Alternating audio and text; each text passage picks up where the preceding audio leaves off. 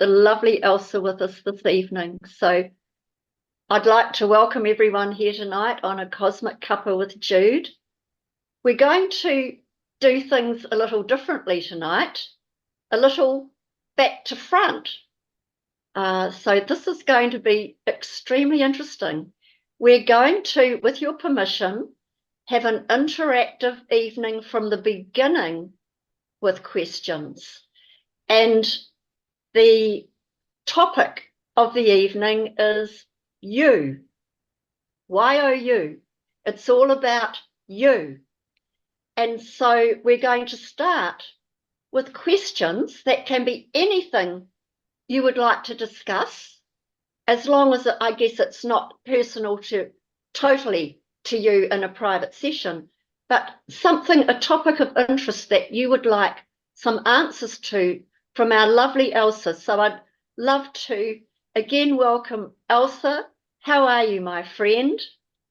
I'm good. I'm really good. We've sort of stayed offline for a while. I went on this morning, and so I was looking forward to meeting all my friends in New Zealand today. So it's always so different with you guys, and it's always been really profound. So I'm ready for profound. I'm holding the desk. I'm ready for profound from you guys. So ready for takeoff, Elsa. Ready for takeoff. So now is the time. The veil is lifting. The higher energies are returning, and our alignment is happening.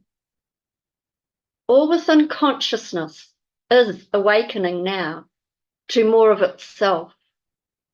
How powerful is this in those that are the receptacles of knowing there is so much more and open to it?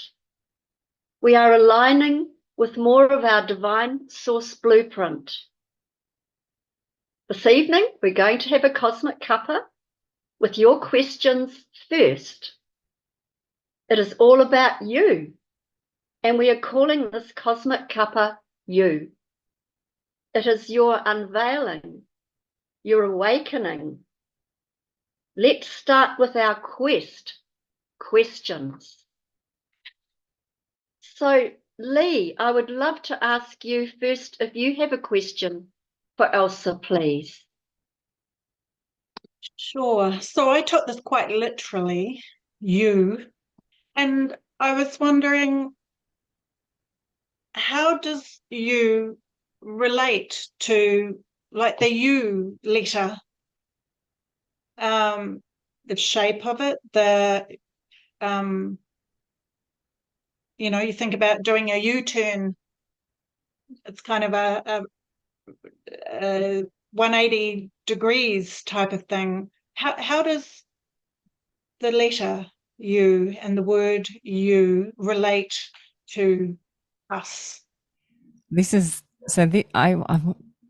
It's so amazing. Lee tapped in because we were just talking about this. So you've pulled out the end chord, and now I'm going to give you this version that I have. Okay, so you guys really use one of the origin words.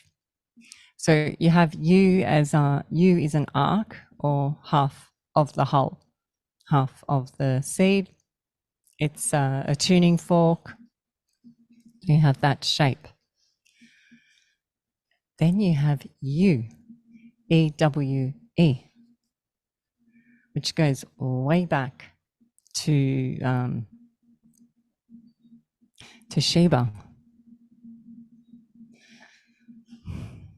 So Sheba is, as we understand our studies of the Quran, I think I'm saying it right, Quran, which is the Muslim text. They had a family of 10 with a pharaoh, and they didn't want to see the pharaoh, they wanted to see the queen, and she had to come. I'm telling you how I tell the kids. She comes they said, so are we going to go into war with the pharaoh? And they said, it all depends on how she turns up and what she says. And if she sees Allah, their God, if she sees Allah, which is the soul, is the sun, the same God. It's all the same God. If she sees our God, then we won't go into war with the Pharaoh. Anyway, she turns up with all her queenness, all her crew, and there's a sheet. The way they describe it is ice, I think, but it's a sheet of water, and she was. It was actual crystal flooring or something, and she said, I didn't want to stand on the blue. She could see the blue. And they knew that because she could see the blue, she was okay. She said, because blue holds the light. Blue is also light. Blue, they didn't know blue as blue. Blue was light, soul. So blue is literally the code for us now, because they didn't have the cones in their eyes to see the blue back then.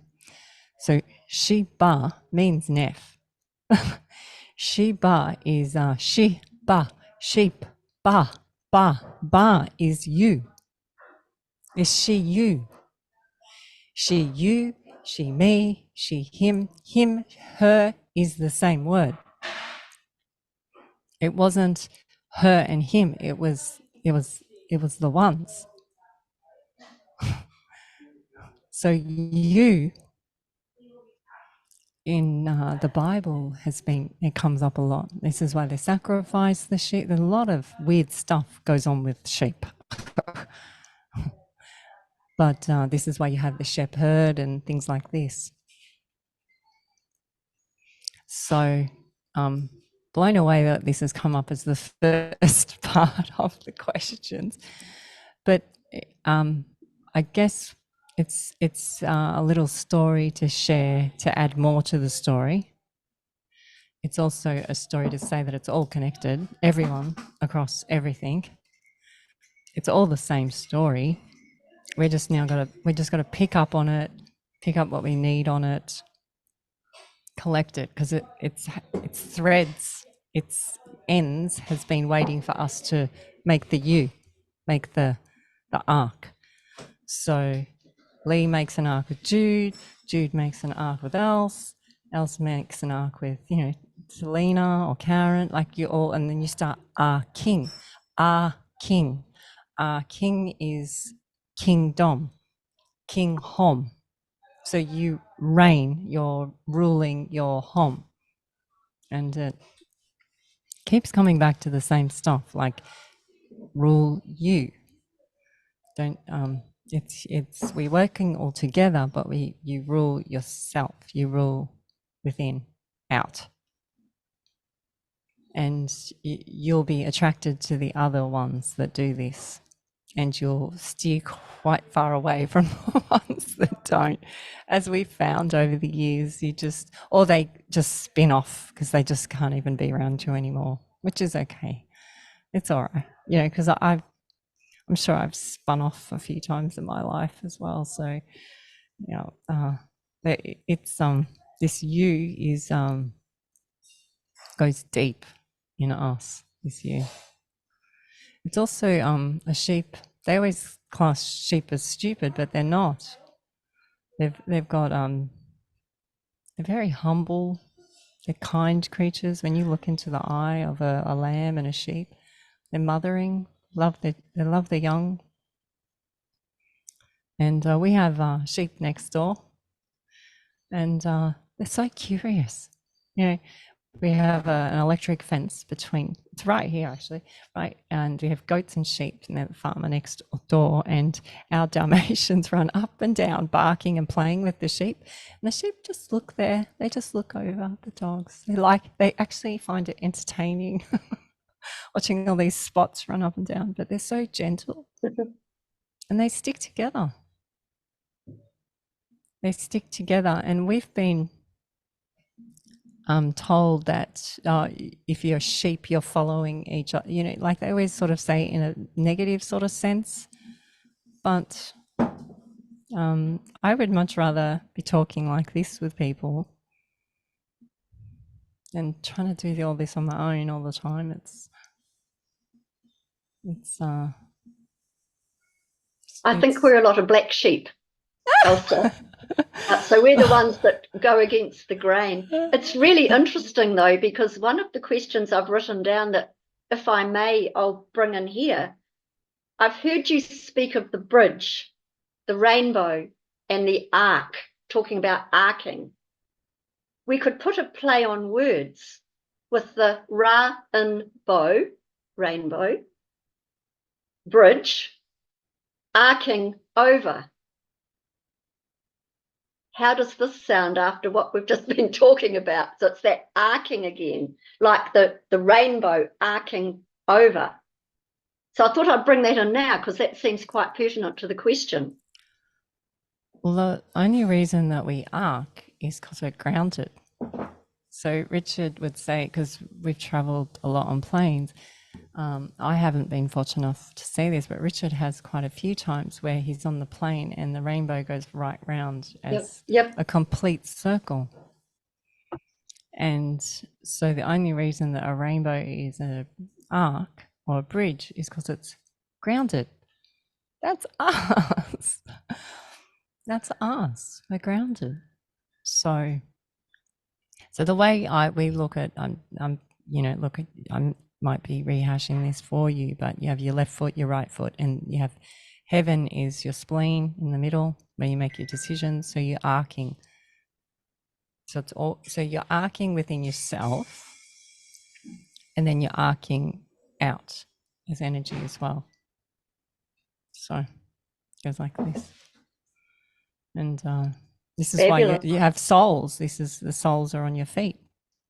See, animals are 2 arcs. Most animals are 4 on the ground. So we've been pushed up. Let's find this interesting too, because we believe we're descendants of ants. So this was one of the tricky parts for how they designed humans was they had to push us up like this and then change the way our hips work. So then they had to change how we birthed. So we had to have the babies later or something. It was, I remember reading it going, that's interesting. So that's interesting. So we would have been ants and then they've arced us up. So very Thank you, Lee. That was a really great fabulous question to start with. And Karen, Elsa had asked for you if you have a question too. What is your question, Karen? Hi, Elsa. Hi, everyone. My question's quite different. There's a lot of talk, a lot of different theories on what, as they call it, the event may be. Some people think it might be another pandemic or an alien invasion or a false swan or flood or rapture or whatever it might be. What's your take on that? What the event might be?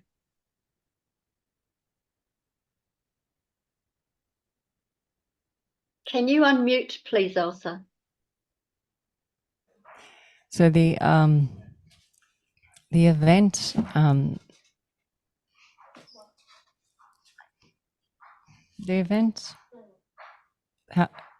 happened 3 years ago on the 22nd of February. And many channelers for decades prior to this warned of they'll come and say they're going to help you. And they'll come in great shipments. And they'll tell you that they're your saviors. And this great alien invasion took place then. And that was 3 years ago of the first one of these. I haven't really spoken about this in public yet because it's not the invasion that everyone was expecting either. But how do you invade? Everyone thinks they got to be so big. But you had to give permission for it, because they're not allowed to intervene. You've all heard that, right? Well, they gave permission, they intervened. How do you tell people about that? You can't. You just can't. You just got to let people work their way through it. This was one of the biggest events, though, and many channelers saw this date. That date, we had that date marked as the new path day, and I didn't realize that that date actually coincided with the anniversary of this. So I thought, well, how? So now their dates are coinciding with ant dates I have. Okay, the kids go, Mum, you really are going bonkers. I go, I know, I am. I'm literally going bonkers. But I've noticed this with astrology and things. When government things line up, it's always on these certain days that are affiliated with great Jewish days or Muslim days, or total eclipse of alignments, because they're using every tool they have that they know of to make this work. So now we step up and make it work. And I always say, if you have had this, it's not, you can treat it, you can clear it out of your body. It's not like a lot of people go on that it's, it's the end and all this. You can heal yourself so many times. You just got to be disciplined, and there's no, you also got to take ownership back. So you have to boot somebody out. So this is why they fast. So this was one of the big events. The other big event date I have coming up is I think it's the 19th or 20th, with an equinox. It's another big day. As for big events, I keep getting, they'll try and attempt to create a hoo-ha, but the last few hoo-has aren't being so hoo-ha'd anymore. I think we've all been desensitized literally so much that, and we've lost loved ones and families have separated, and we've literally been brought to our knees that I really don't care what you're saying, because I heard there was a war starting the other day or something, and I was like, what? I just don't even listen to it. It just goes, it's absolute rubbish. It's rubbish. Don't feed that. Don't feed that anymore. Focus on you, because you are gold, literally gold. You have the gold within you. And so the ones that whoever have been creating all this disruption over these years, hundreds of years, they know that you're gold. They know how good you are. They know you're the gift. They know you're the kingdom. They do. They know all this. So they have to manipulate very cleverly. So they've done it. That's what they've done. So that we don't even know we're being manipulated. Well, you guys do, though.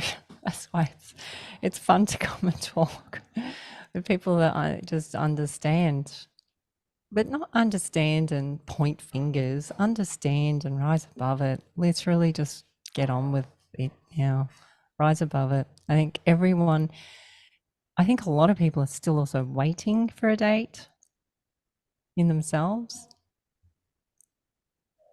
And so if they put out in the news or in media that there's this something coming, there's this date coming, everyone begins to wait again, which is how I met Jude, because she said she was waiting for something. And I'm going, they're not telling me about the wait. They're saying now.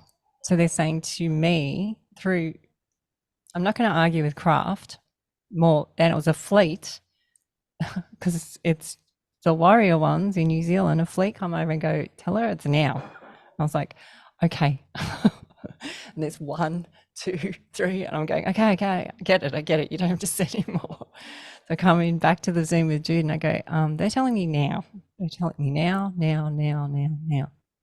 Because whoever they were that flew over, see it in Jude. So they see you. And so the big date is digits on your hand. It's the soul. So the big day is the soul. So it depends on us. The big soul will, so the more of us doing our soul, more of us being you or ones or us, triggers the sun. So this will create the big days. Because these solar flares, it brings it up in people. It forces them to shift in their bodies, whether they choose to or not. We've just all gone through another mucus. What doesn't serve us comes up. And again, the whole pet thing, it's wildlife, pets, plants, and cars, quad bikes, washing machines, just anything with water, just bringing it up. And you've seen the solar flares since the last, that's us doing it. But people sometimes hear those words and go, well, I've just lost, half the audience now. But they don't call soul and solar for no reason. These words aren't coincidences. And that's why it's interesting how they've showed me how to peel back all the layers of the words to the base of it, the core of it, so that take off all those meanings, and then it starts to ring true in us. So if it rings true in Jude, then it rings true in somebody else, and it rings true, and then it starts to ignite everyone. And it just feels so much better than all that. It just does. It feels so much better than all that. So this big day, this is such a long answer, Karen, I'm so sorry. But this big day, this big date is, I feel this big date is us. So it's just almost like dependent on us, how we do, what we're doing in our day to day, how much of us get moved. Or are you waiting? Because if you're waiting, then it prolongs this. Because you're waiting for the other one, and the other one's waiting for the other one. See how that becomes a snowball effect as well? So if you don't do your soul's calling for that day, just focusing on one day, that calling that you had to do that day, the chain reaction that happens for everyone else. And it sounds like it's nothing. You always go, oh, well, I was only going to go to the post office. But you don't know what happens on the way to the post office, or what lineups happen. And so then you start to see the importance of you.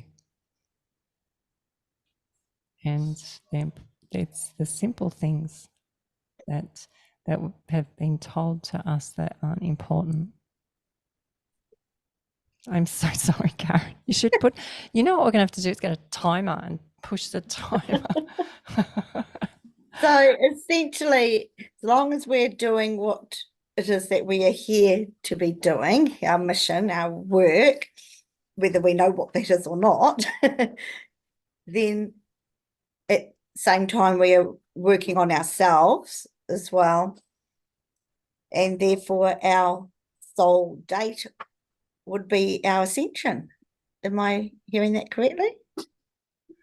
Yeah, so say all of us working on ourselves each day, and then that's igniting family members and stuff. So now you're lifting the nest. I call it the nest because it's just the best way to. So we're lifting the intelligent organism. It's a thing. It's a scientifically proven. So it lifts the intelligence, and what it does is it triggers the solar flares, which then the attraction of the higher intelligence comes through and then falls in on us. So it's upgrading us, and they don't even know where it's going to go. No one knows where this is going to, how upgraded we're going to be. They know it's in us. They know we're gold. They know we're the ones. Are you the ones this time? Certainly feel there's been a lot of upgrades going on lately for some of us. Yeah. Yeah. Well, I think there's also been a lot of versions of us, and this correlates with the mud floods and things like this, and how how they wipe history and start it again. Are you the ones? Is it going to be these ones? And I got a strong yes. I got the strong yes. Otherwise, I wouldn't be even in the media. Yeah, so Totally agree with you, Elsa. I think this is the time we are going to make the grade, and we have had to have a lot of souls come through that are high energy light bearers, light holders, to push this through so that we do make the grade, and we not only make the grade this time, but with our physical bodies. How cool is that? So we're not going to lose memory, or if we do, there could be a burst from the heart space, so we're acting in a different way. If the magnetics go down and we lose memory, we're going to have that inner burst of light, I believe, where we will be operating on a slightly different mechanism. What are your thoughts about that? Well, I saw a post from Lee and you were remote viewing. I was like, oh my gosh, that's so cute. I love this. You guys are so cool. So I love that you're just doing it amongst just, it's not a big deal. You're just doing it. You're just doing it. I mean, I don't know what the results were or anything, but you're practicing your oneness with the herd, with the sheep. You, one. And so I'm just so blown away that you're just doing it. It's exciting to see all this because you're just tapping into this. Okay, that doesn't feel right. I'll tap into that. I'll tap into, oh, that's not my thing. I'll do this more. I'll do this more. And so we've had everything kind of turned off with the lockdowns and said, you can't play with these toys anymore. So now you make up the imaginary games, which is where you should have had toys in the first place. And this is what we've done with our children. Our children don't have toys, so that's why I don't know if that meant I created monsters with the kids, because they just tap into everything. Like they're just, Gemma's been on her job and she's having ghost encounters, a lot of ghost encounters, because they feel her, they're searching, these souls are searching, their souls are searching for things, unfinished business, She says, I can't concentrate at work because they just keep I said, what are they doing? And she goes, they keep slamming doors and interrupting. I said, well, you better acknowledge them because they're going to get louder and they can see your light or whatever it is, or your frequency. So they're zooming in on you now. And it sounds like they might have some friends. So they might bring So their friends. she could actually tell them not to interrupt her at work time and to come and see her at a specific time and place.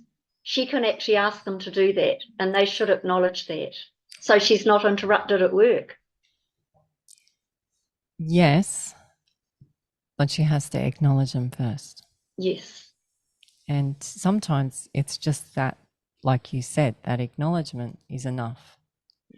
Because I can't imagine being dead and not knowing that I was dead, but I can't do any, like how frustrating. Yeah. And we feel that a lot of frustration from a lot of that type of being. Yeah, absolutely. Does anyone else have a question they would like to pose to Elsa on this evening about you?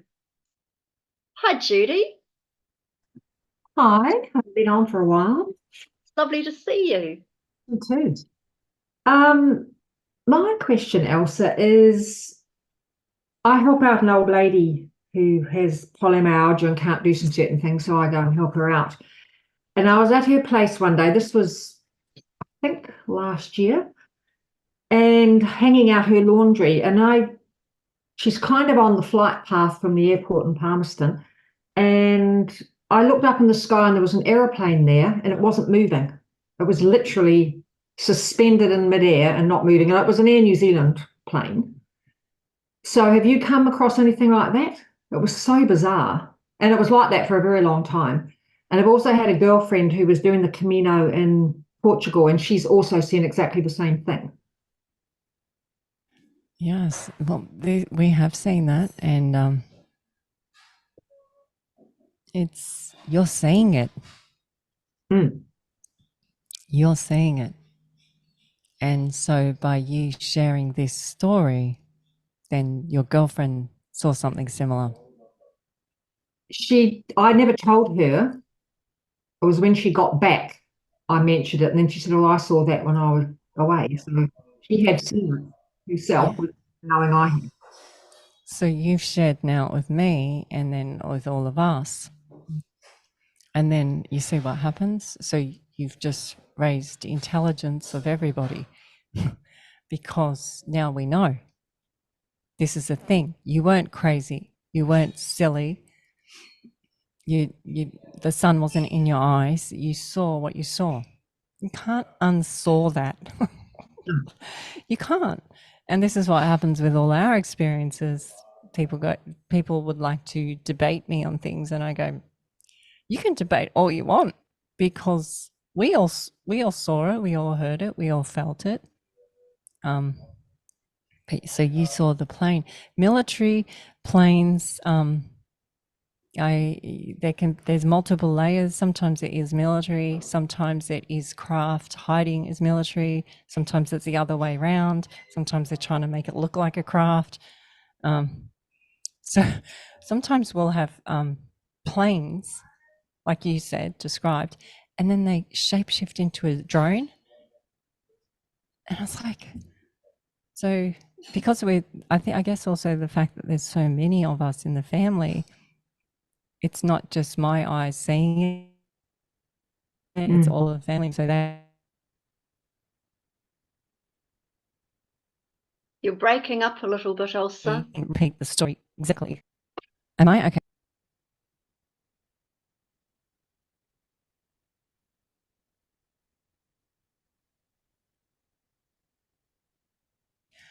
Thank you. No one's on the internet, so it's going to be farm internet. It's regional. Everyone comes home, I think, and checks their internet. It's all good. We just Yeah. wanted to make sure we could hear what you were saying. Thank you. Yeah, so this the way we test if it's military is the kids would hold up a phone.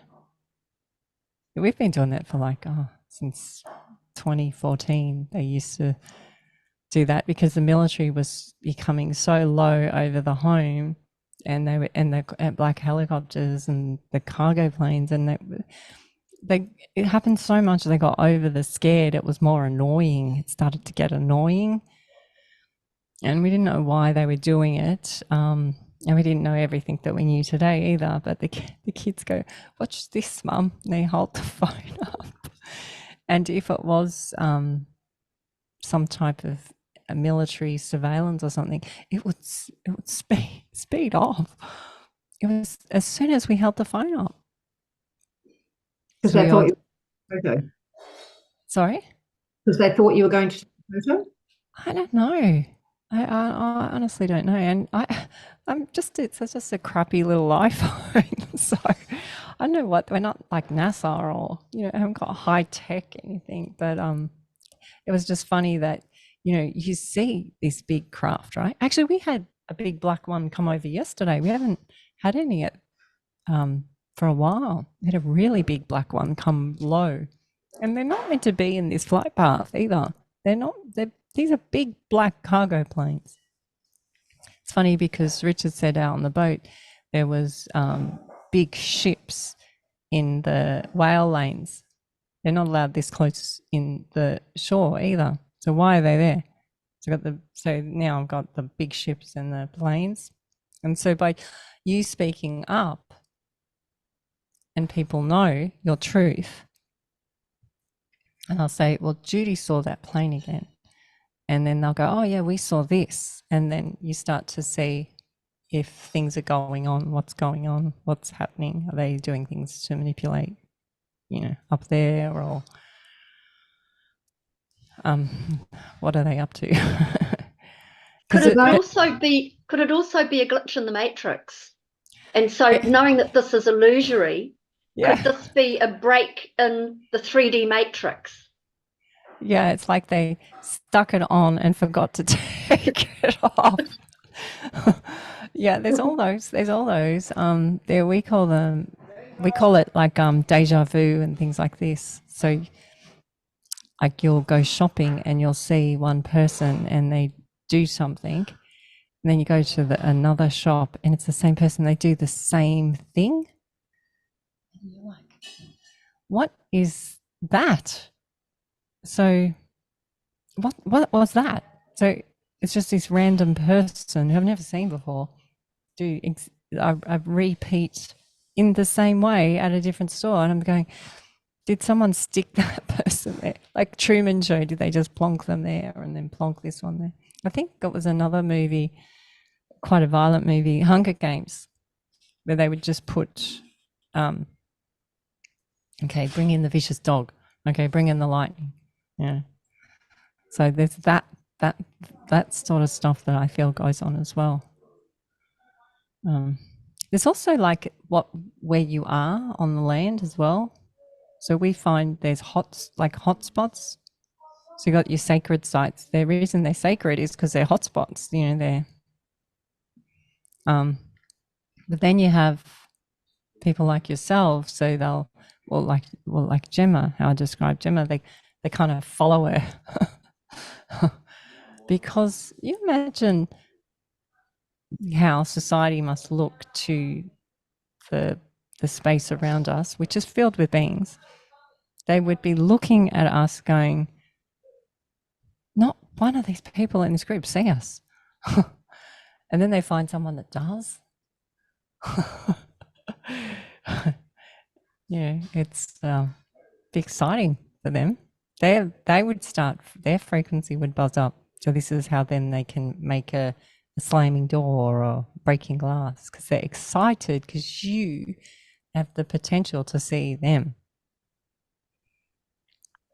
And sorry.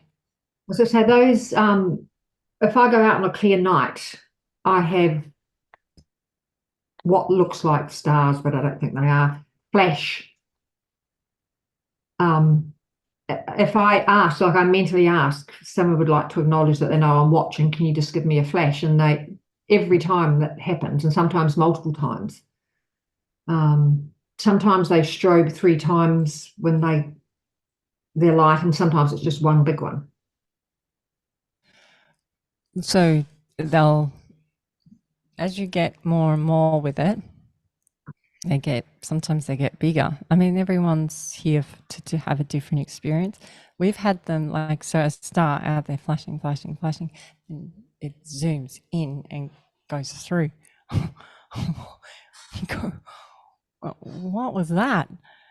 Was that light? Because then you go, like, I'm seeing things. Is it lightning, or did someone flash a torch? Or last week, I think it was the week before, Richard and the kids were driving to the boat ramp. So I'm not with them. They're just driving to the boat ramp. So it's dark.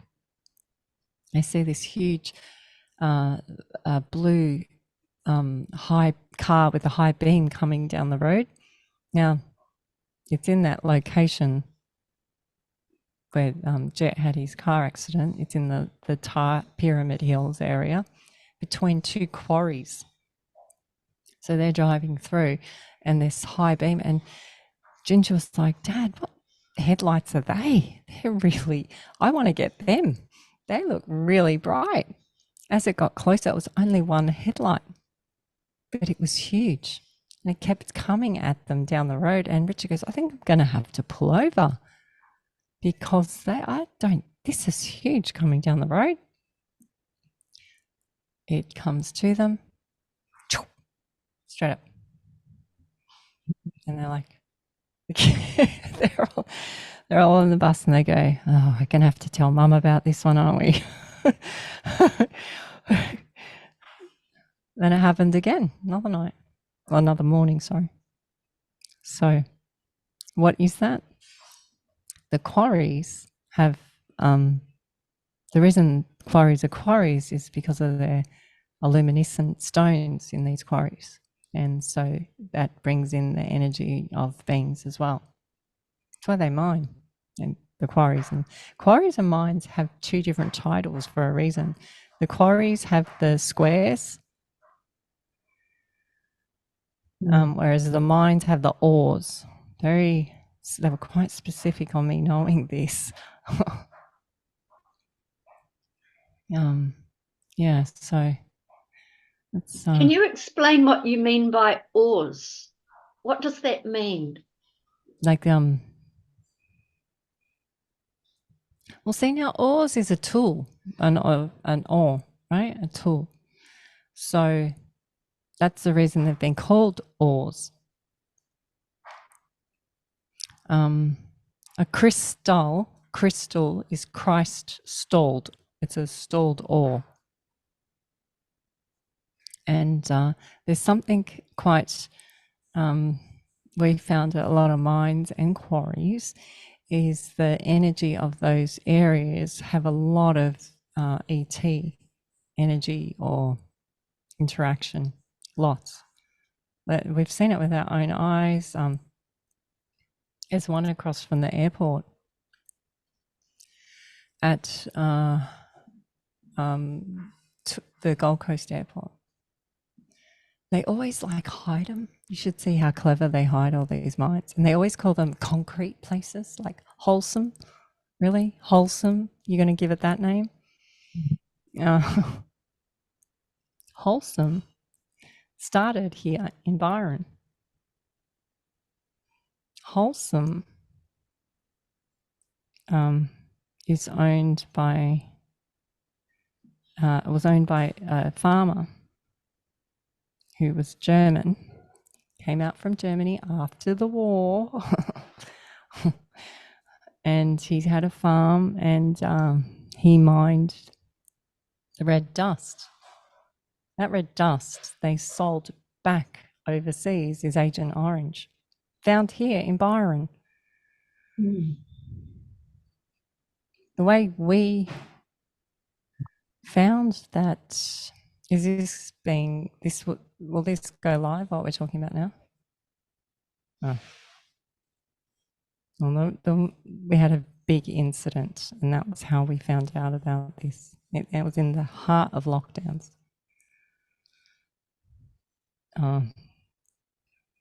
Agent Orange is also they use it in fire retardant to stop fires, which they've just sprayed Byron with.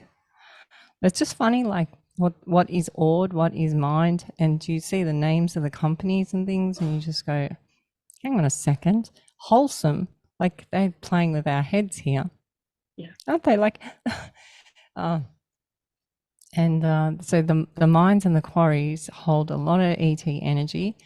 This is why we all have crystals and things, because we love all that energy. And so you have a little crystal like this, but then you go to a quarry or a mine and it's the whole place. Like the one across from Tweed is fluorescent.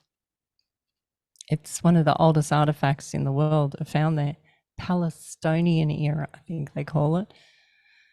And the whole place glows at night. Wow. So how do you keep that undercover? You hide it. And you can't get roads to access it. Interesting. Very interesting. The Indigenous know of all these lands too. Yeah. They do.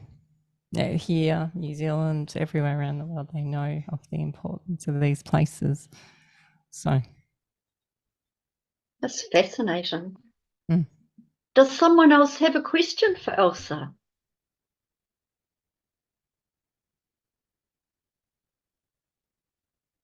Lou. Hello, Lou. Hi, Judy. Hello, and Elsa. Good to see you again. I have a very ordinary question. How is Elsa Dillon's everyday routine? You wake up, you freshen up, you go out with the dog, go for a walk, come back, cook, share with the kids. How is the interaction in a way that fits in with these moments of inner concentration or inner meditation? How does everything come around from early morning to late afternoon or late evening? That's so I like this. I like this question. I don't think if anyone's ever asked me. I believe that this whole medbed thing is, again, within us. So to create a medbed, you must go to sleep sound. So you must have your room tidy before so that when you awake, you don't wake to dirty laundry in front of you and you wake to a new. I also make sure there's nothing around the bed, Wi-Fi or anything. And then I attempt to go to sleep. Sometimes, especially this last 2023, I'll go to sleep and poor Richard will come to bed and he goes, "What are you doing?" I go, I'm not doing anything. He goes, "All right, well, can you tell them all to go away because I can't sleep?" So he'll have to get up. And it's not me doing anything. It's just, they call me a clear conduit. It's a weird term. But that's how I can understand all the kids' beings. It's just a clear conduit. But then I also have the animals outside, the wildlife. So again, poor Richard. Like you can hear the baby music playing, la la la la la la. He's asleep, and then I grab his hand and I go, "There's a python in the chook pen." He goes, "How can you hear it? It's like 30 meters from the house." "I know there's a python in the chook pen. I can hear it." He goes, "Oh." So we have to. So he goes, "I'm not getting up for a python." And go, "Okay, I'll go out." Sure enough, there's a python in the chook pen. I come back in. "I'm not picking up the python. You boys have to pick it. That's not my role." And we signed an agreement on the farm. I'm not picking up pythons. It's a boy job. It says so on the agreement. the Dillon. So we go and pick up the python, and then we have python relocation program, which is far, far away. But their family are quite used to how do you hear that. We hear sirens, and we hear sirens.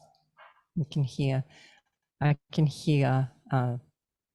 like from the river, I can hear them calling me.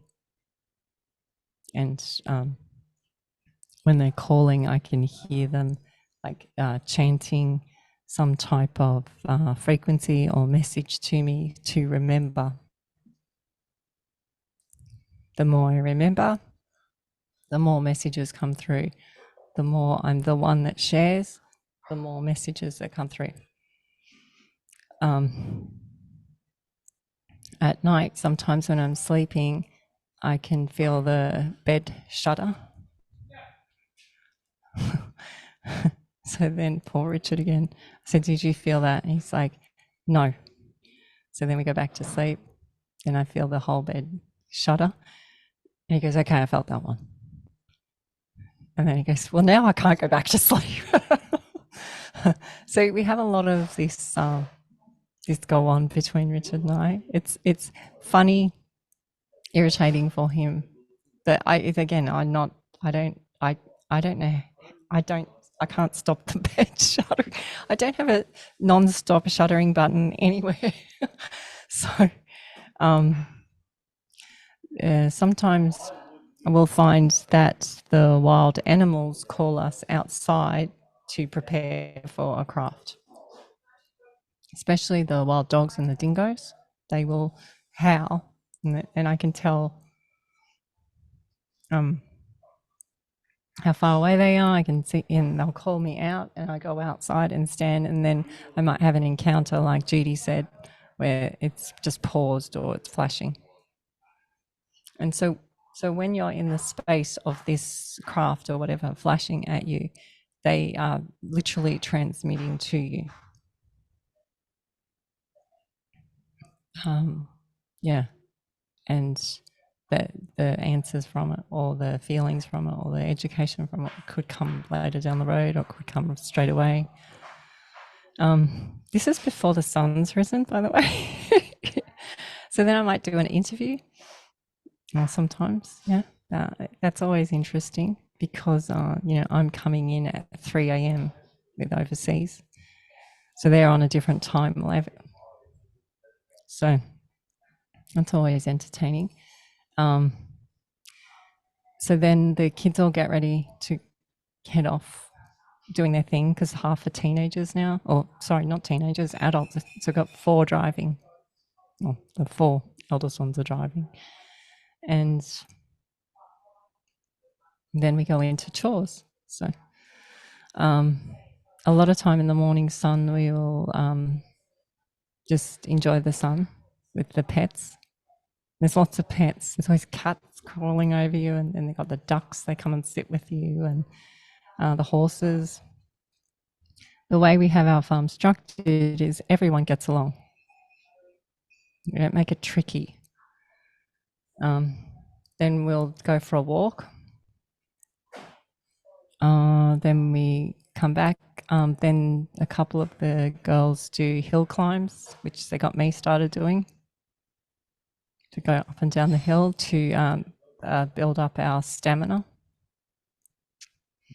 And then we actually don't have any structure through the day. Sometimes they go fishing, and I might do I will watch the girls horse ride or train them horse riding, give them a lesson. And we check all the animals' health as well, because especially like the last few months with a lot of plane spray or whatever it is that's coming down, it's we have to just help them. Like we're helping a duck today because he can't walk, and so we're giving him. Well, I said, look, I think we're gonna have to step it up. We actually had to hit him with MMS today, which is like it's so funny, because when she syringe the M&S in his mouth. I was like, I know exactly how you feel. I get the same expression. But yeah, sometimes you just need that extra. Through the day, Richard loves going out. He goes out a lot, whereas I seem to stay at home a lot, especially this last year. But what's funny is he'll go out and meet people and do all this stuff, and he does all the shopping. He's very good. And I'll be here, and then things will come here to the house. Like right at the house, action will happen. So they'll go off, and then they come home and go, okay, so now what happened here? So, but it's only because, like with Judy sharing the plane, I notice it. But if I didn't look at it and didn't notice it, then I probably wouldn't have anything to say. But because I'm looking at my surrounds all the time and what the animals are trying to tell me,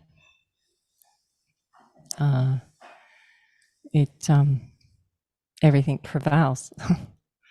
So how is it that a message that happens from an animal can correlate with something that Jude's told me that's happened with a whale overseas, or, you know, like, yeah. Every night though, I love putting on a fire. There's something about, we've had the best garden here ever because the smoke goes over the plants and the trees, and all the animals arc up. They all the frogs, as soon as I start the fire. So I always thought frogs only came out with the rain. The little geckos, they all like yeah, like, and then the kookaburras on all the hills. So they wait. They know. They wait for the fire. I put on the fire, and then they go, oh, she's got the fire on, let's start. So they, and like tonight I didn't put one on, and I can't hear any kookaburras. They're like, what's going on? And yeah, it's actually quite a simple life. A lot of routine things happen, like the cleaning of the house, like cleaning and stuff. But you'd be surprised what happens in all these things. But you know, I guess if you're not seeing or aware of what's going on around you, like we can hear planes. Like yesterday, just here doing our thing, and this huge back. We were having a conversation about military. And we were talking about how it's going to unfold, and similar to what Karen said, when's the big day? Like we were talking about, everyone's talking about the big day, so we were talking about something like that. And this huge, the dovetailing and the size of this big, so, but I guess if you weren't aware of it, it's just a plane. You wouldn't acknowledge, so we know the flight paths, how low they can be and things like this now, because we had to learn about a lot of the craft coming through the size, how to work out the size. And Richard worked it out. He said, okay, measure it with the hill and how many trees. So now we've got ways to work out the size of craft as well, or how far away they are, if they're that close, I mean, yeah. So we had to kind of educate as well, because I don't have this, even though we're photographers, we don't have this amazing camera. We run inside, we grab the phone. That's all you ever have time for, when you acknowledge these things, whether it's an animal or a cloud or.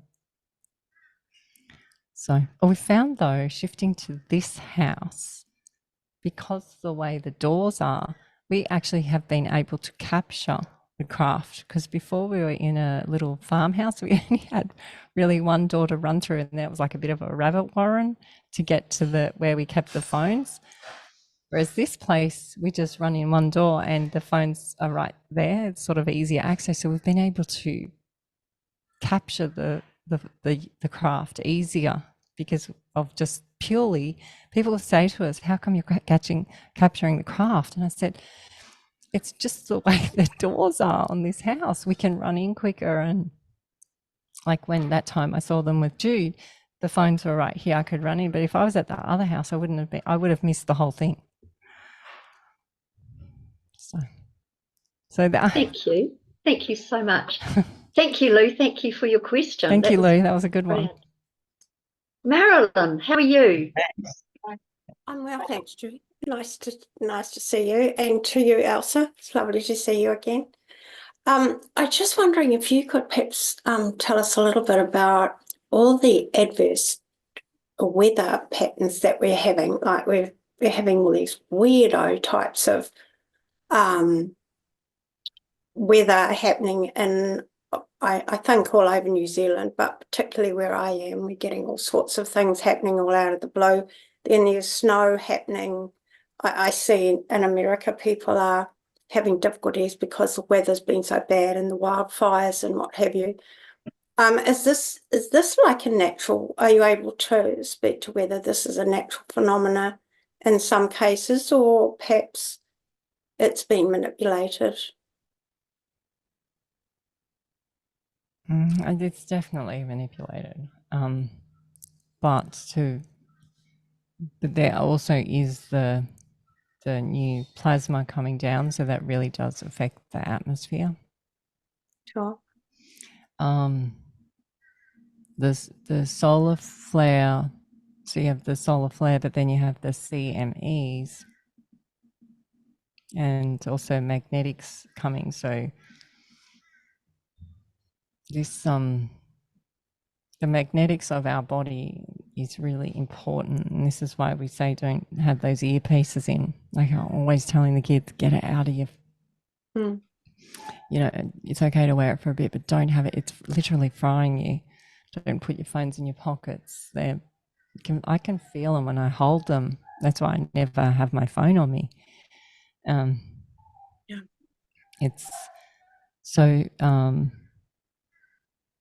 they're doing it with these devices too.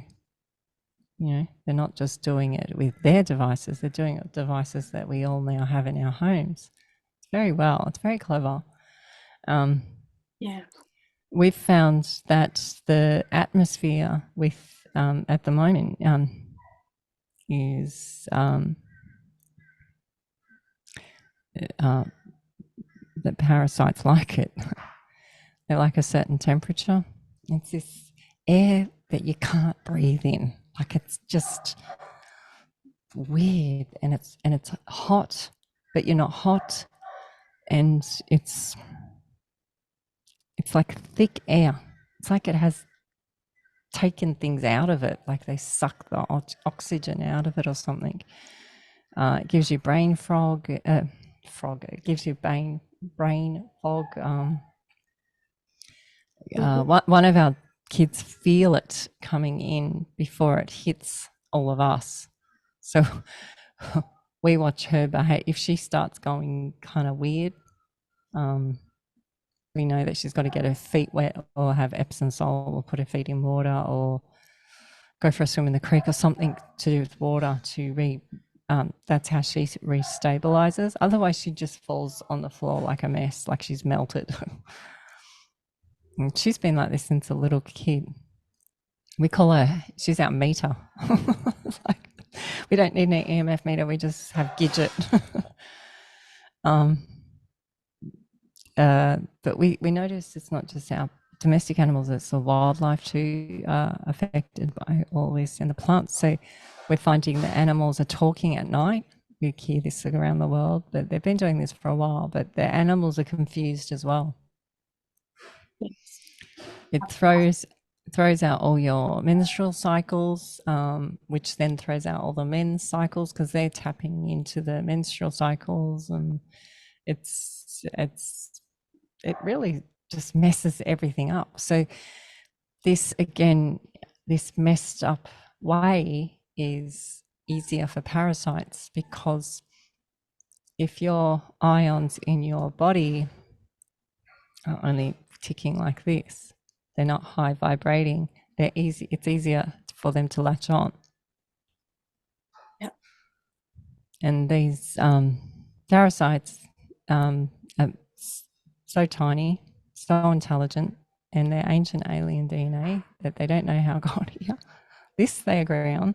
And there's so many of them, different types in us. There's the ones that are in your digestive tract, then there's the ones that are in reproductive organs.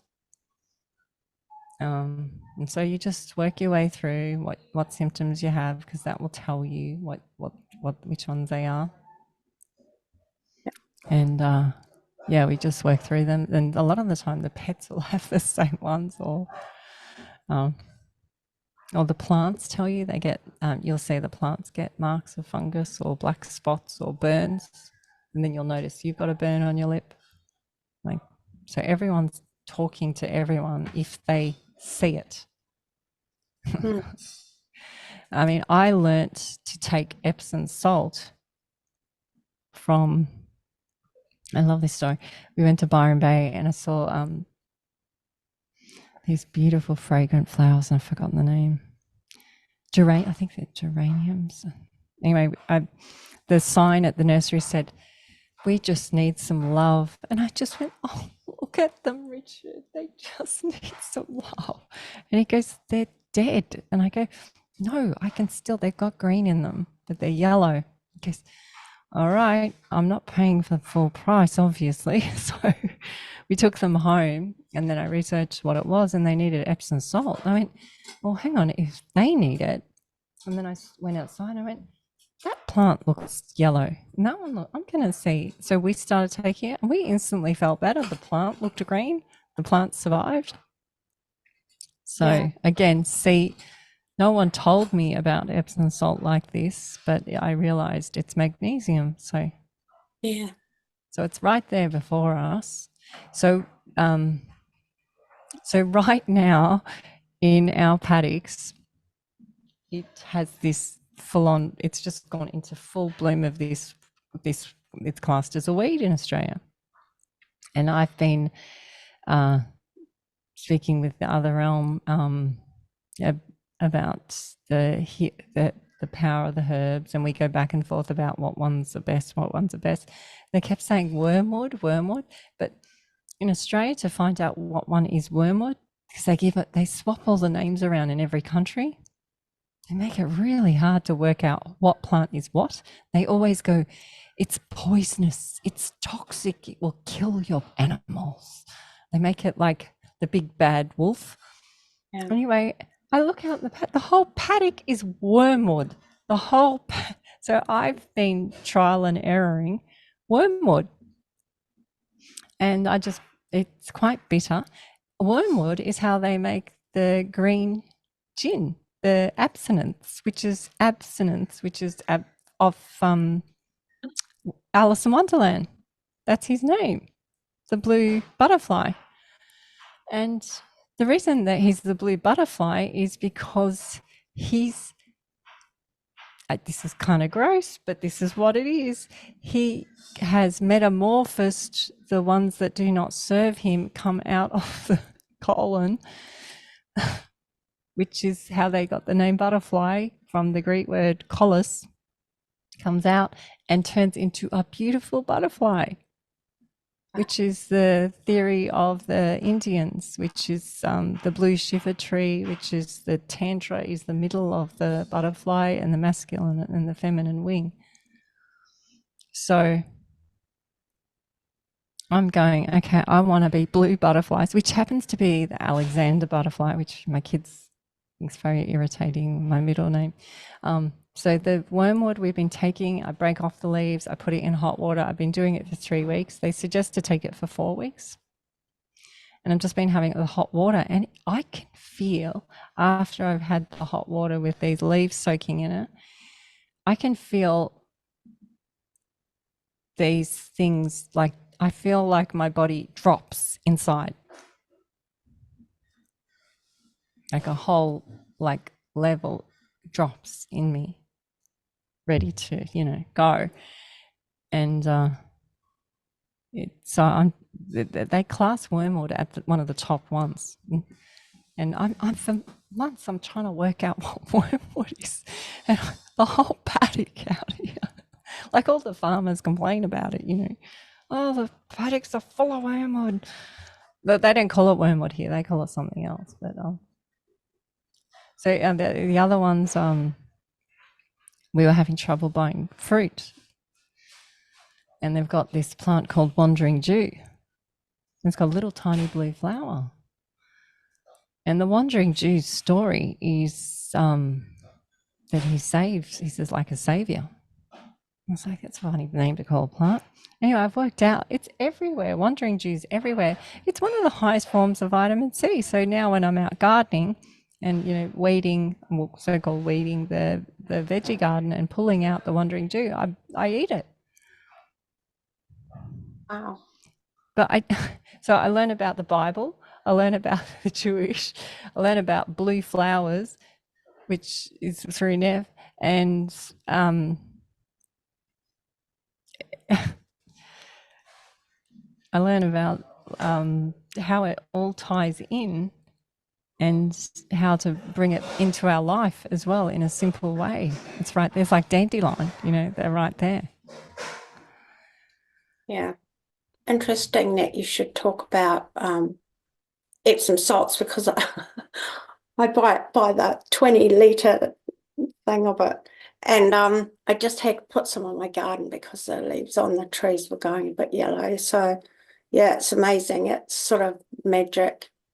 I wonder if we have wormwood here. I don't know. I'll have to look up my little book. Let's see what It'll take a while, and we've found now we go onto the government sites in Australia that class all the weeds.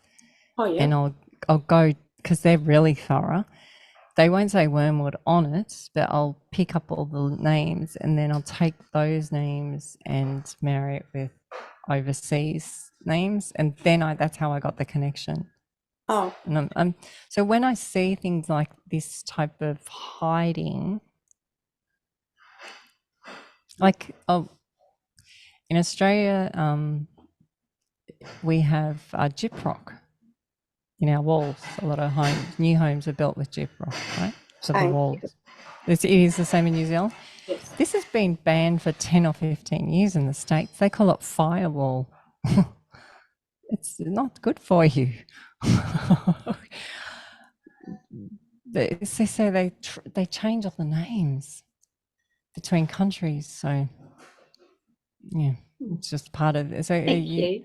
yeah, it's very interesting because it's not just all these biblical names that they've been gooped up. It's all the products, and yeah, very interesting. All done to deceive, isn't it?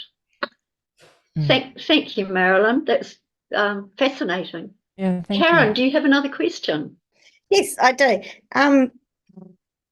So just wondering on the reference with cicadas, how they do the beautiful music, and that Mum and I were out hiking the hills and doing some groundwork today, doing some good stuff. And at the end of it, of the work that we were doing, was right next to a flax bush, and there were 3 really large cicadas on the one sort of stalk, like with flowers on it coming off on this flax bush. And they were so close, like I could just reach out and touch them. Normally they don't want to be around close to you, but these 3 cicadas were happy just to sit there. And they were singing to us, and it was just absolutely beautiful, making all these cool little clicky noises. So to me, it sort of represented frequency from the sound that they were making. But I just wondered if you had any sort of thoughts on cicadas. So I wouldn't have had this answer 3 or 4 weeks ago, but I have it for you today. So they see again, like they go, okay, well, we got to talk to you about cicadas. I go, really? All right, we can do cicadas again. So cicadas are, like you said, the frequency. So we'll be on a walk, and you'll hit a hotspot with the cicada frequency, and it really rings right in your ear, and it goes back and forth in your ear. We believe that, especially me, is that when you hear the whole frequency of an animal or an insect, you're actually, it's no different than how I was saying with Judy, where they were flashing, downloading. They too are doing the same thing. They're sharing with you their vibration. They don't have to, but they went, oh, look, it's these two. We're going to have to, quick, come on, all three of us. And so we found, we used to go on our walk at our other house, and we'd get to this they're always at this one spot. They love this one spot, the buzz of this one spot. And you would step and then go back, and sometimes you'd have to move just millimeters before you hit that really, you know what I'm talking, like frogs do it and crickets too, and go, there it is, and it just feels like it's like a needle almost going through your head. And it's almost painful, but you kind of want it as well, because you want to find it. So the messages I had the last few weeks is Cicada. So Cicada is see the magic of two.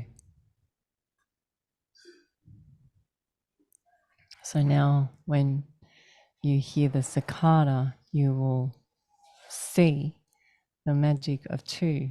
So not only you and the cicada, but the magic of two of you. So you're the witness and the self, the witness, the self. So you see the arc of you, but then the arc created with you and the cicada, or the arc of you with another being. It comes back to the you.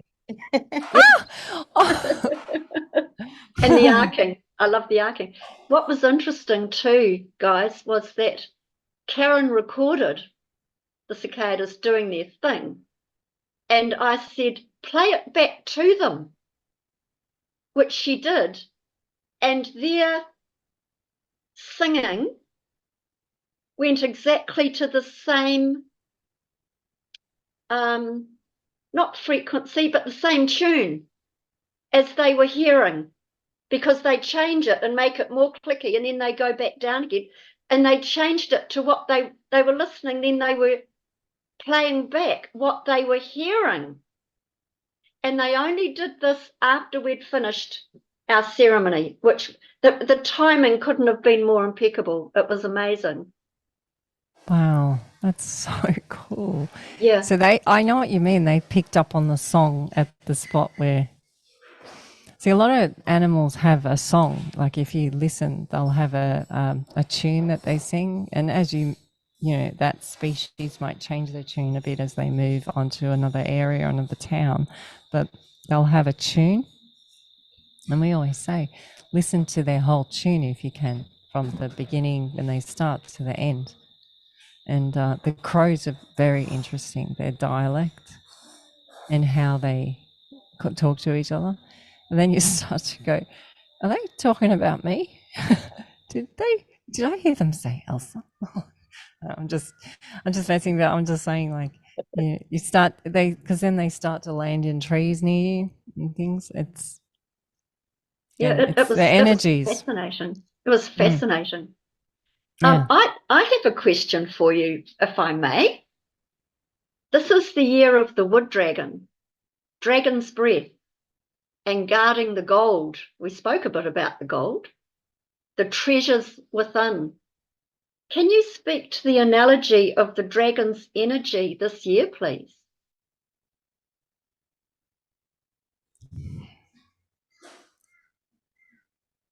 Wow, so this is the same question as Karen's.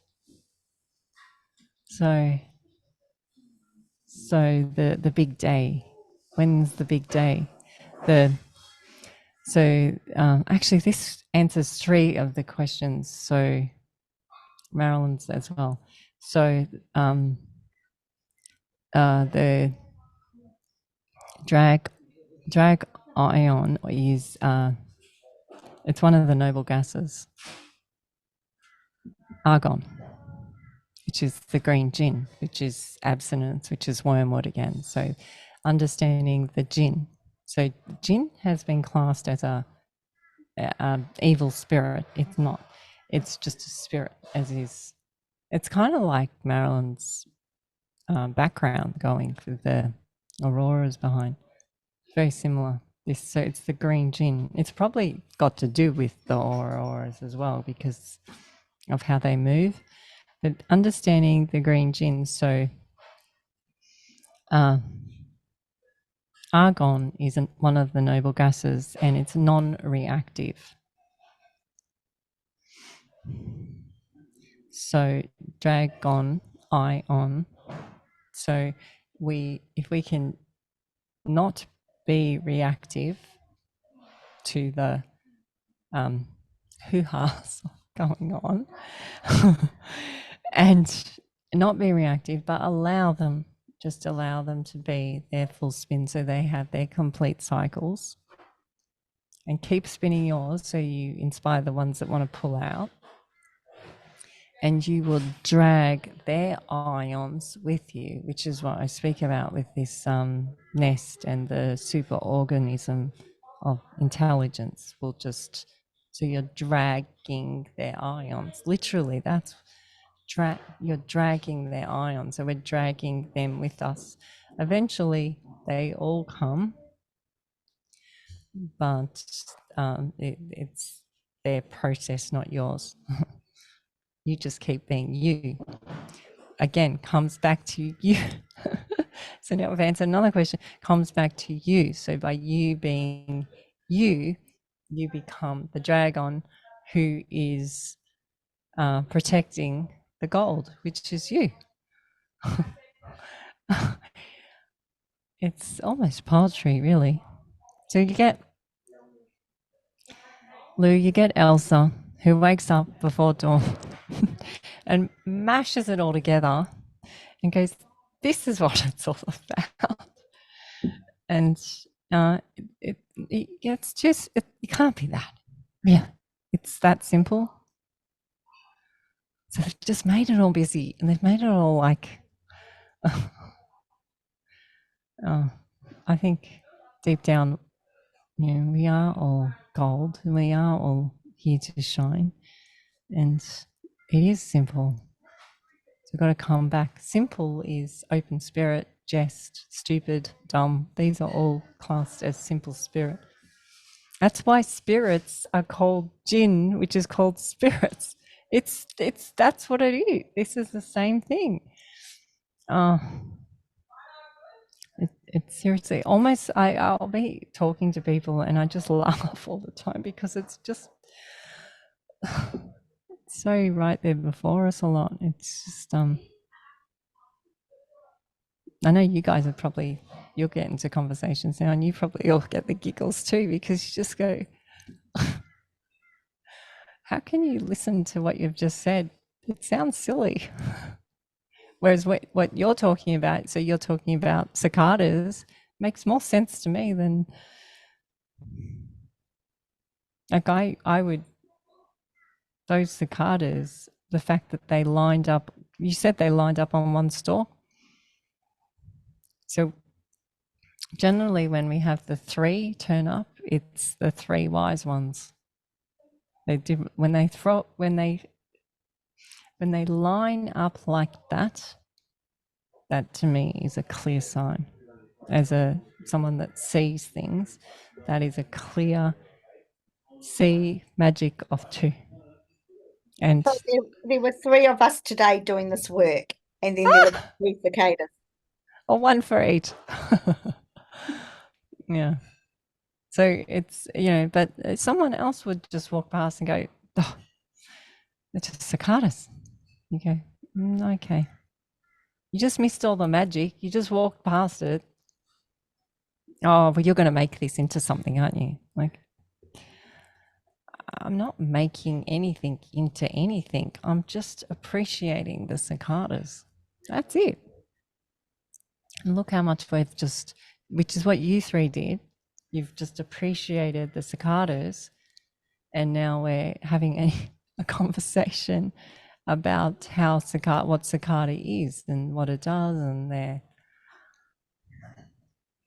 how clever There's they even are. more to the story of that, because one of them led us on a shamanic journey, and it was the cicada that took us there. So this is getting into out of 3D reality, let's put it bluntly. And one of those cicadas actually led the way within on a journey, like a shamanic journey. And it was the cicada that led us in. Let us in. Well, this is the word "led" is to shine, which is at the mines, which are just down the road here. So, led is to shine. Lead, led. It's the same word. Led, lead. It's the same word. So you're saying the cicada, you followed your intuition with this cicada to where you had to go. No different to the howling that I'll hear at night to call me out to, or the other, the birds making a noise and I'll come out, and sure, I come out, and then, an asteroid will go past. This is, so they took, okay, I'm, living in a fairyland, whatever you want to say. So the cicada knew why you were there. Yeah, I would say so, yes. But how did he know you were there? How did he know he's tapped into you? Like, they do this on film. They do this on films. They always do it with, like, Sleeping Beauty, the bird lands on her, and then, or the wisp or something, or an orb. How? Because it's tapped into you. No different to Gem with the ghosts. They tapped in. You see what I'm saying? Like, it's the water will do it, electricity will do it. People will see their TVs flash and things like this. It was strange because we knew where we wanted to go. There was like a point, like a place we wanted to be. There was a lot of funny things happened on our journey on the way there that tried to stop us from getting there, like roadworks and so we had to do a huge amount of kilometers today to get around this area to get where we wanted to go to. And we kind of saw where we wanted to go, but we could have gone anywhere in that vicinity. And we just happened to stop where these cicadas were. We didn't realise it though at the time until they started singing. And we actually circumvented the whole area. It was like we had to go around it. I had to spin around. Get to it. And then we had to go inwardly within it. Yeah. The path you take sometimes just needs, like I say, how are we going to get them to do this? Okay, we'll do a roadblock. And then get into. So we've had similar things happen to us.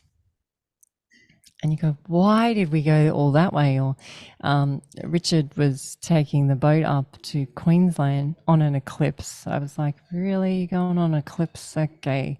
Anyway, he takes it up and then he rings me and goes, you got to come and get me. The car's blown up. I was like, so how else do they get the whole family to go up? So they blow up his car. Then we both get stationed at one spot long enough for us to stay there till the sun goes down. Then both cars are perfectly fine, but both cars break down. How do you get the whole Dillon family up there?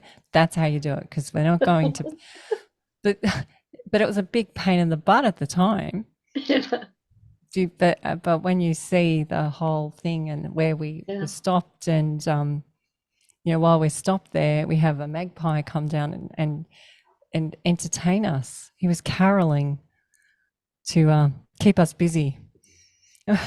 Beautiful. So we got 2 cars on fire kind of thing in lockdown. And we're thinking, like you guys with the roadblocks.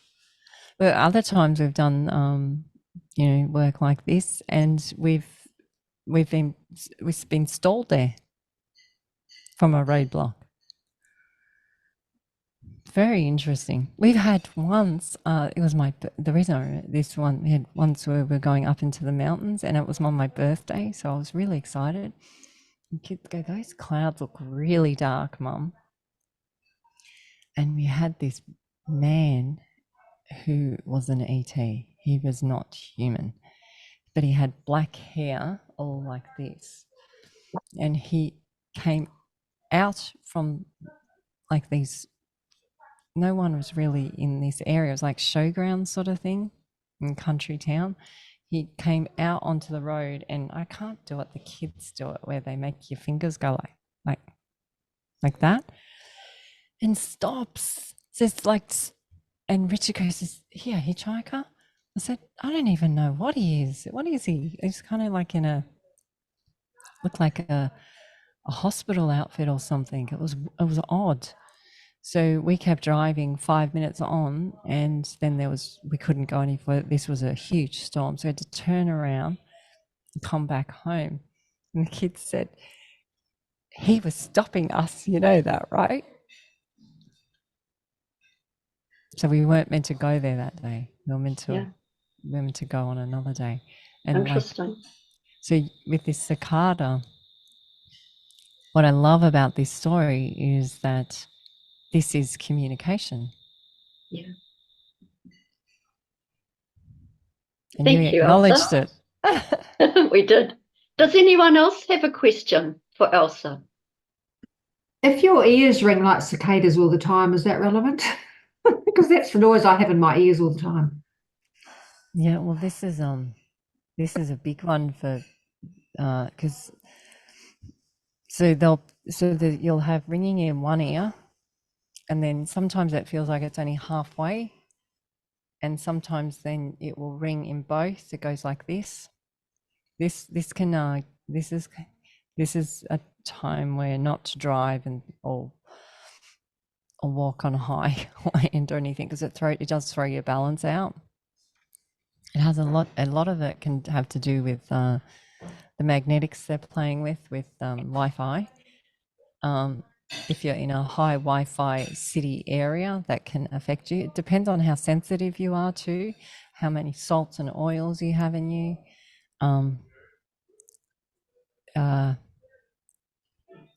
I used to have it where it would literally deafen me as a child. So I just would tune off. I used to call them the bells as a kid. So I would just not listen to I would just listen to them, the bells. Who's the bells? So then I started tapping into the bells as a child. And I feel that this probably is some type of communication with something. Your home ones up there. It's only come in the last 4 years, like it hasn't been there the whole time. And occasionally on my left ear, I'll just get a one pitch that goes like, not this in one long line. It only stays there for a few seconds and it goes away. Yeah, well, I somehow in you just think of it as now data or something coming into you. And the ringing I don't have as much anymore. Now it's like I actually hear clearly. So at the moment, if it's ringing, you might actually, once you start like with the cicada, it's no different to the cicada or gem with the ghost. Once you acknowledge it, you might start to hear it differently as well. Or you're meant to hear it like that. Sometimes you're just meant to hear it like that, but sometimes it will actually start to become clear messages for you. It could come through in feelings. It could come through in a song, or point you with crystals or visuals.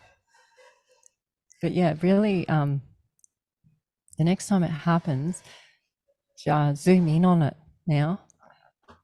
Really zoom in on it, like from the end to the start. Like really see if you had to document it. Because this might even be a form of therapy that you put into your practice as well. Because this is a big thing for people, the ringing in the ear. It's like one of the wake up things. How they're not listening to us. Can we just put the ringers on them? That usually gets them. Put the ringers in. Bring the ringers in. So some of our kids, it drives them nuts. Has anyone ever had, they call it a silent migraine, but I don't believe it, where you get the really bright geometric patterns that come sometimes in a loop, sometimes half a loop, and you can see them with your eyes shut and open, but they only stay for about 10 minutes and then it goes. Oh, so it's got a name. Well, I get it. they call it that, but I don't think it's a.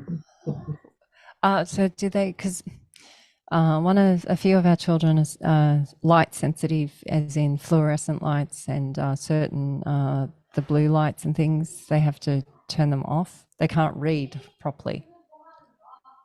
So the eldest ones that did attend school would fail when they had a fluoro light on, turn the fluoro light off and put them next to the window, and they would get flying colors.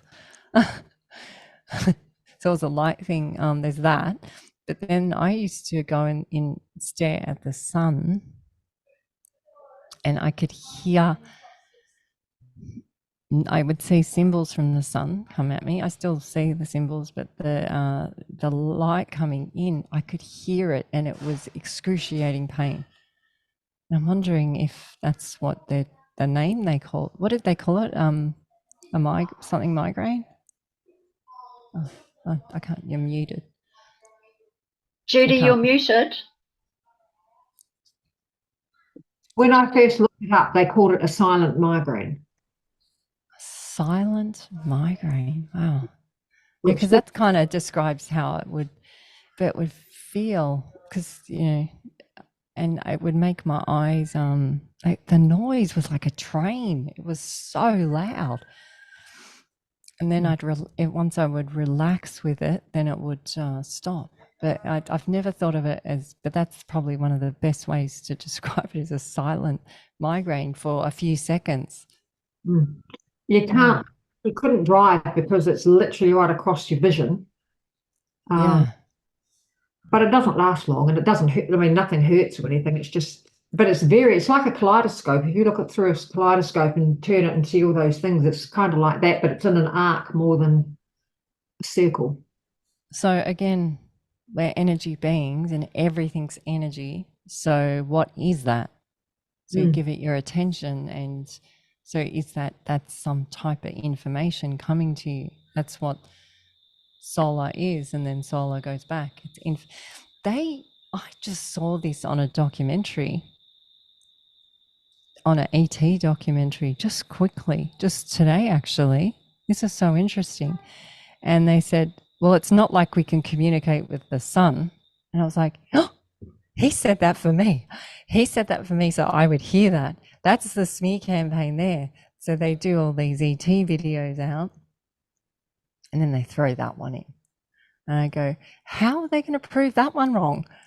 How can they prove that you don't communicate with the sun? Because that's someone silly saying that. So Thank you. Thank you. That was great. Talina, how are you?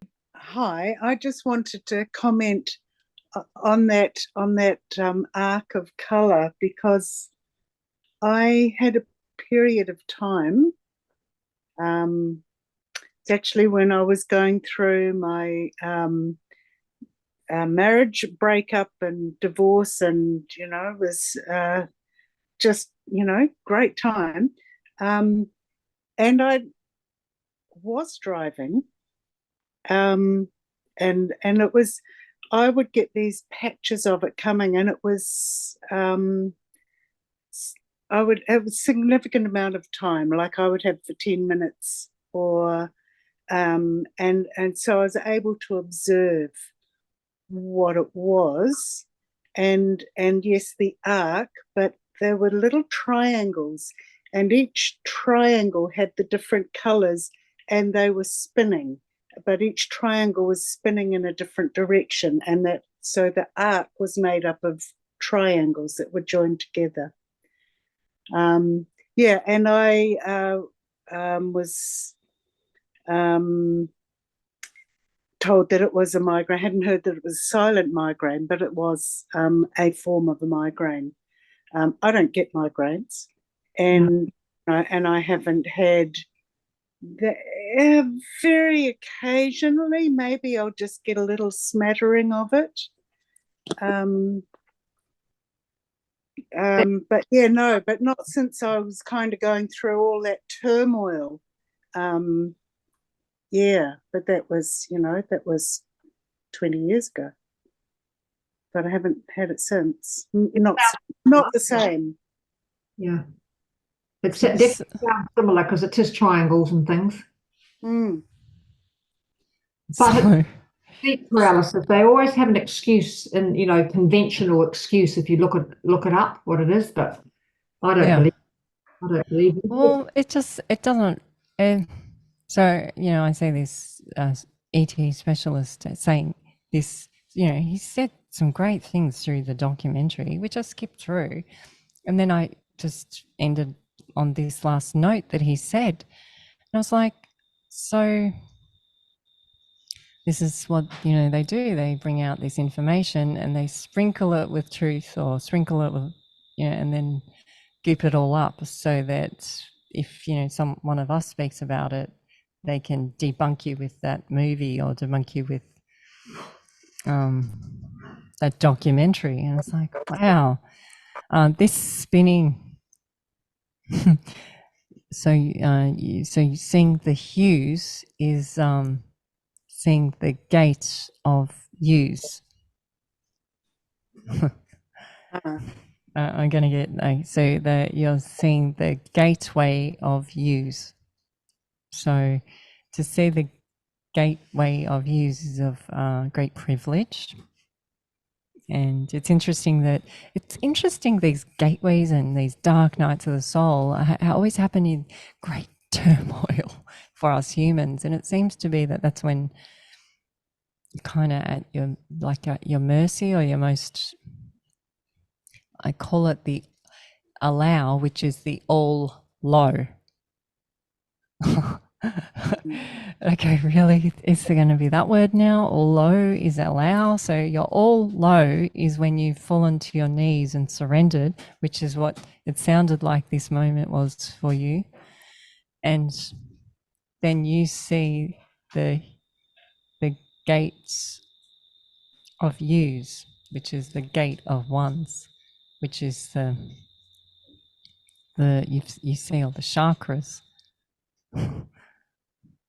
of the light. Like this story, this is like something you add in the Bible, these sort of type stories. They're profound moments that have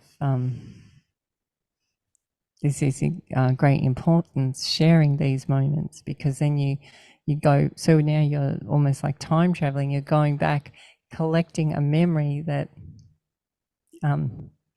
has stalled you there to collect the information again in a different version and sharing it with a group. It's see how cool we are.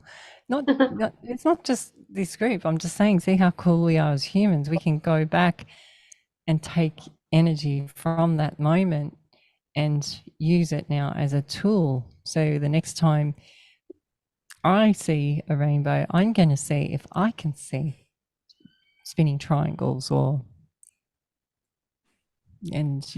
maybe I won't see it, but maybe my kids might see it. And this migraine thing, if I'm out and about and I hear that term, I'll go, that's a term that I know, because that's what I was getting. And it's so funny because all the cicadas have started up.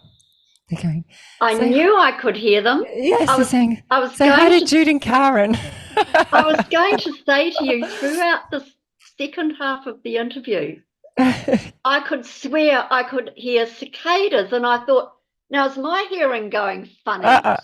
But they really are there. They're really loud tonight. Yeah. So this is the continuation of Karen's and my and another friend's story wrapped into our story that is you, all about you. So we've got about 5 or 10 minutes. So, Elsa, this is fascinating. I love it. Is there anything else you'd it's like also to? well, it's also fun. Like it's Yes. fun. I've heard about so many different little things going on and all. Oh, now I've got ringing. I haven't had ringing for ages. Wow. Okay. Oh, that's interesting. Yeah. So yeah, so you got all these little things, and so then you'll go away with this information, and then you reset the next version of you for tomorrow, and then you wake up and you'll go, are you kidding me? And then there'll be something over there or something. They're getting louder. I see. Yeah. They're going, Yeah. quick, lift it up, guys, or make it louder. Make everyone in the group here. Oh my God, this is Oh. fascinating. This to me is the synchronicity, and as weird and wacky as it sounds, these moments are so real, and particularly when you start working with spirit and the inner knowing of who we are, and work more with that, the outer comes in to acknowledge. So I'm finding this fascinating that on this call this evening, we're hearing the cicadas again, and it's absolutely brilliant. It's blown my mind. Absolutely blown my mind. So in finishing up, Elsa, as much as I'd love to carry on, is there any final words or something you'd like to finish on for us? And things that I did with the group, and the day that our son had the accident right on the Zoom group. I just wanted to thank you all, because the setup from that date to Valentine's Day was huge for our family. And if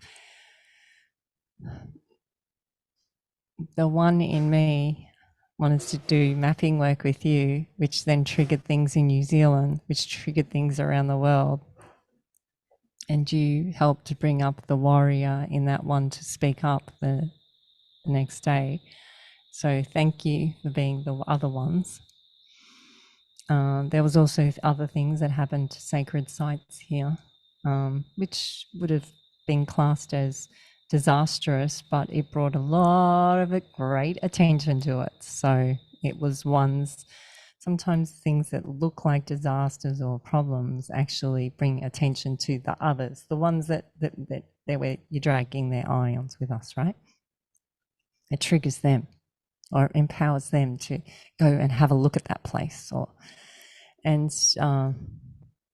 things that if we didn't do those one things back then with you, Jude, and your group, and Lee, then the outcome that has happened for our family wouldn't have possibly might not have happened. So everything you do counts.